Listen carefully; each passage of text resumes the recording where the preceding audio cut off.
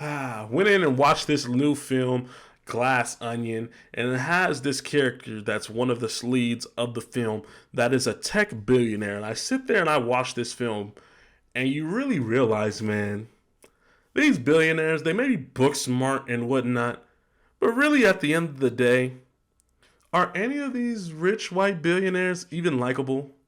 Because they really have a lot of dumbass shit on the inside of them, man.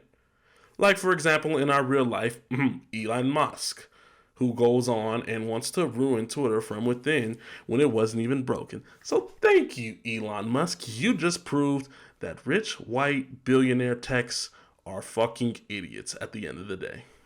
Hit my intro.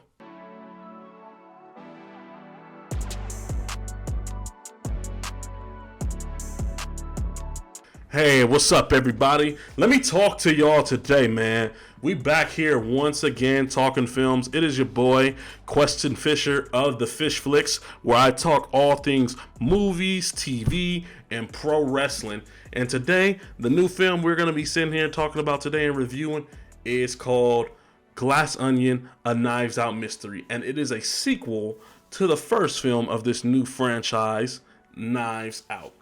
And Glass Onion, this film is a sort of sequel, but more of a somewhat spin-off of Knives Out, because the only returning character in this film from that first movie is Daniel Craig's detective Benoit Blanc.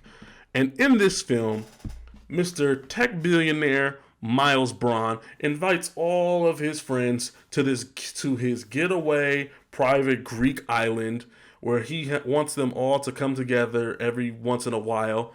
And now he's bringing them over to do this fun murder mystery. And somehow within it all, somebody turns up dead. And it is a legit murder investigation where Detective Benoit Blanc is also on the island as well, trying to solve and piece everything together. And just full disclosure, it is going to be a non-spoiler review, and there are no spoilers within this review whatsoever, as I want you all to experience this film and all of its goodness for yourself, man. And man, going into this movie, there was a lot of questions that I had myself going into it about whether this was a necessary sequel. Is it going to live up to the first one? Is it just going to be the same exact thing? Because that's the thing with some sequels. It's been mainly known that the first film is always the superior film, and when you try to make a sequel to certain things, it doesn't necessarily live up to the hype and the greatness of the first film. You got your rare examples like Godfather Part 2, 21, 22 Jump Street. For me, Next Friday, you got some gems out there. You got some legit gems out there. Shrek 2. It's very much known that Shrek 2 is the best film of that franchise. And here we are with this semi-sequel or spiritual sequel, spin-off type film. And it's a bit of a fear for me, because it's like I've seen some sequels and then they end up turning out to be the exact same film as the first one. So going into this film, there's a lot of questions. Is it as good as the first Knives Out, which I wonderfully loved, and it was a fun murder mystery as we were introduced to Mr. Detective Benoit Blanc? Is it good? Is it as good as the first one? Does it live up to the hype that everybody has? And I can here to tell you right here and now that this film was wonderful. I loved Glass Onion. I loved it. It was a lot of fun. It made me more of a sucker for these murder mystery type films.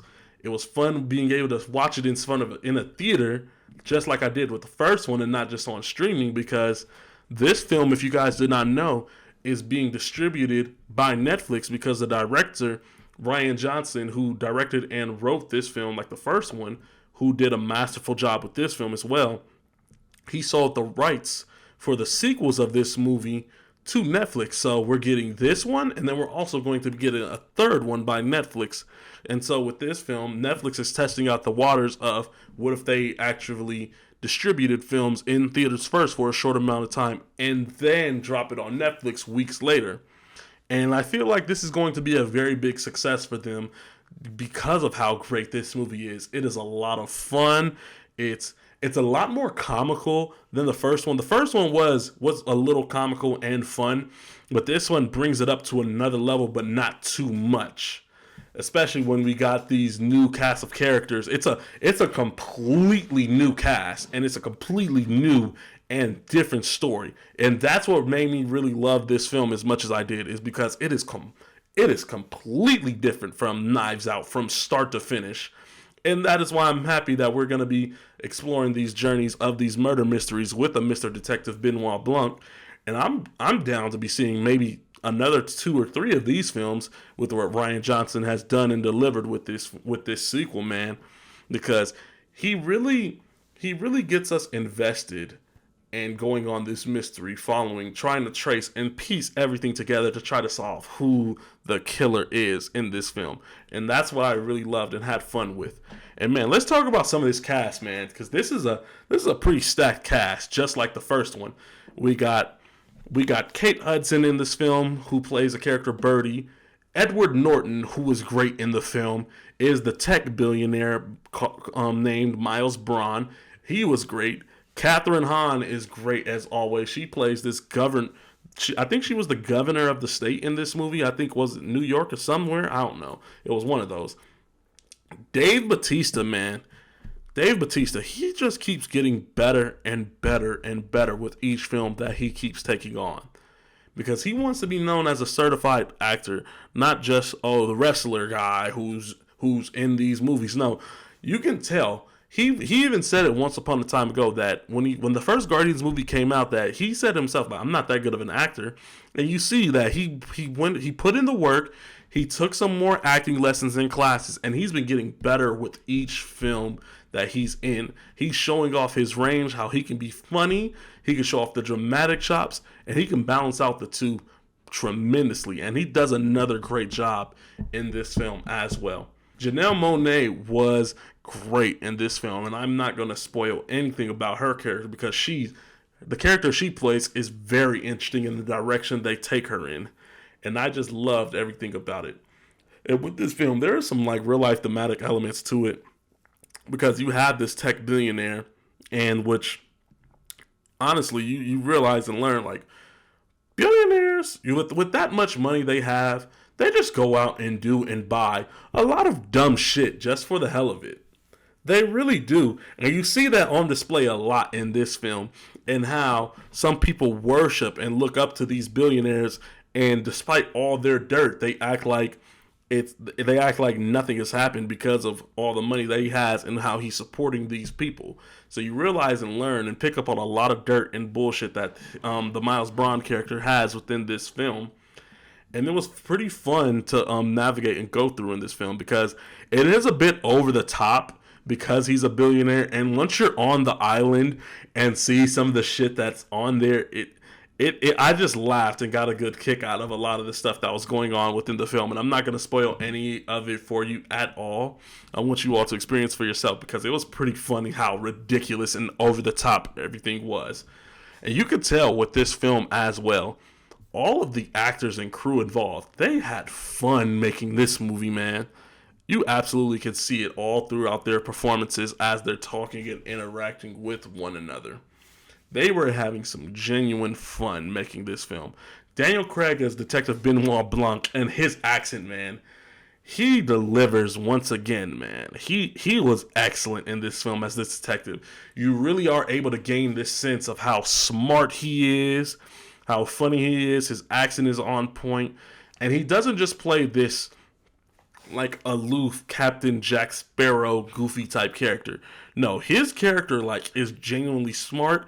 He's a master strategist, and you could tell just how, as he's piecing things together, and he has his monologue speeches of how everything comes together, you could tell like with his character, he knows his shit all right. He genuinely does. And Rian Johnson with this film, with it being a completely different film from that first Knives Out movie, it takes a non-linear direction and approach with this film and how it's fully crafted together. Because you would think that the film is leading you somewhere at one point, but then it does a complete U-turn. It's like, oh, you thought you knew what was happening. No. You thought, well, we're taking it this direction. And with this film as well being a murder mystery, it does a great job establishing every character, why every character would have a certain motive to be the killer in this film, which makes this film completely unpredictable all throughout. And that's what this film definitely does better than the first Knives Out movie, is that it did get a little bit predictable during a point in time with finding out who the killer of that movie was, who was the culprit suspect of the movie. It did get very predictable, and you were able to easily piece that together. In this film, I was on my toes from start to finish. I was like, I genuinely don't know. I don't know what's going on and how this is all coming together now, because of the direction it takes and because of that big turn. It was like at a point in the movie where I thought, like, what? This movie's already about to be over and we're finna solve everything right now? No. Rian Johnson learned. He was like, I think people were easily able to piece together the mystery. So you could tell he really took his time writing this film and making it to where it'd be as unpredictable but make sense at the end of the day. And that's something I really loved about this film, man. It was a lot of fun. It was funny because it does take the comical elements to another level. There were some legit, like, real-life thematic elements with billionaires and how dirty, grimy they really are, and how some people worship billionaires and the dumb shit that they do. And, man, this film was just great from start to finish, man. I loved all these characters. And one last thing about the group of characters is that they all are, except for a couple of them, they're all dicks low-key in a way. They really are. And that's how it is with some people, with a rich group of people. That they're dickheads at the end of the day. And that was funny to see, and how their personalities really shone and really gelled out, especially in particular Dave Bautista's character. And once again, Dave Bautista just killed it in this film. He absolutely killed it, man. But overall, this was a great movie from start to finish. It did drag on a little bit long towards the end, and you felt the runtime just a tad. You can maybe cut out about 5 minutes of this movie to make it a little bit tighter and to where it does not drag a little bit. But it didn't kill my enjoyment of the film too much at all. I still love this movie. It is probably going to be in my top 10 of the year, maybe even top 5 at that, because just how much I really loved and had fun with this movie, man. So overall, on the fish scale, that is why I'm going to sit here and give this movie a 4.5 out of 5 on the fish scale. Absolutely fun and enjoyable movie. And this film is in theaters for just 1 week, as it is distributed by Netflix. So Netflix is testing out new waters by having this film be in theaters for just a week. So go on now, go watch this film in a theater, so that hopefully more down the line we're able to see some of these bigger films that Netflix makes on a big screen first, before it's just on a streamer to where we're watching it at home. Man, go out and support a theater, man. Go get up off your ass and go watch a movie, man. Get rid of your stupid Fire Sticks, your streaming services. Get rid of all that. Go out and watch this film in the theater like it's supposed to be watched, because this was a damn fun movie. It absolutely was. And just like how that first Knives Out movie is, how social media is considering that a Thanksgiving movie, you low-key can maybe consider this maybe a Thanksgiving movie as well, man, and have a nice 1-2 punch next year. But man, great movie overall. And I just want to sit here and say thank you guys so much for sitting here and listening and watching this review with me. As you know, I'm going to continue to have more reviews coming out down the line for you all, possibly some more within the next day or so. And yeah, just be on the lookout, and please, all of you, acknowledge me. Go on and subscribe, hit that subscribe button down below, like the video as well, as that helps a lot too, and push that bell and be notified just in case whenever I do drop more videos, so you'll know and be able to hop on it immediately. But until then, I will see you all next time, and we'll talk again soon, talking more movies, TV, and pro wrestling. This is the Fish Flicks. I'm out.